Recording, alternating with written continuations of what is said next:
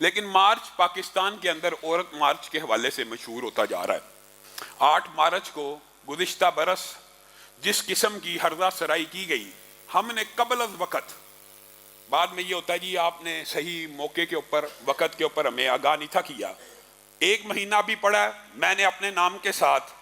آئی جی پنجاب، وزیر اعلیٰ Punjab, chief justice high court, سب کو وہ لیٹر لکھا کہ گزشتہ برس عورت مارچ کے اندر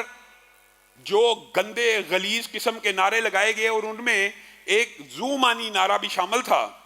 کہ میں 9 برس کی تھی، وہ 50 برس کا تھا، اور آج بھی مسجد میں معاذ اللہ اس کا نام گونج رہا ہے۔ ہم نے عدالتوں میں بھی یہ درخواست دائر کی تھی، وہ کون سا واقعہ ہے، وہ کون سا بندہ ہے جس کے ساتھ، یا کون سی بچی ہے جس کے ساتھ یہ واقعہ پیش آیا، ورنہ اس زومانی فکرے کے اوپر عورت مارچ والوں کے خلاف پرچے کروائے جائیں۔ اس وقت کی ساری انتظامیہ نے،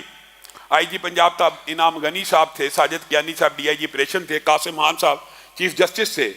تمام کی تمام انتظامیہ اس بات سے آگاہ ہے، اور انہوں نے ہم سے وعدہ کیا تھا کہ آج کے بعد، آئندہ کے بعد اس طرح کا کوئی گندا غلیظ نعرہ عورت مارچ میں نہیں ہوگا، اور یہ آپ کو مس انٹرپریٹیشن ہے، یہ زومانی فکرہ نہیں ہے، یا کسی بچی کے ساتھ جو بھی معاملات ہوئے، انتظامیہ کے ساتھ یہ بات طے تھی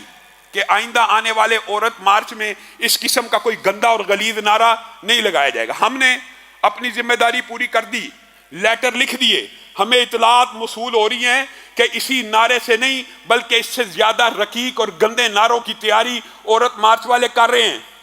ہم انتظامیہ کو،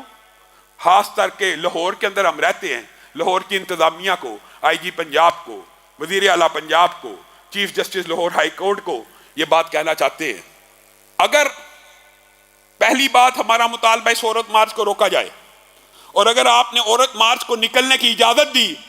تو ہم بھی اہل اسلام، مذہب پسند، صرف مرکزی جمعیت اہل حدیث کے نہیں بلکہ تمام اہل سنت، جہاں جہاں پر وہ جلوس نکالیں گے ان کے مقابلے میں ہم بھی احتجاجی ریلیاں نکالیں گے، اور ان کو اس قسم کے گندے اور غلیظ نعرے نکالنے اور لگانے نہیں دیں گے۔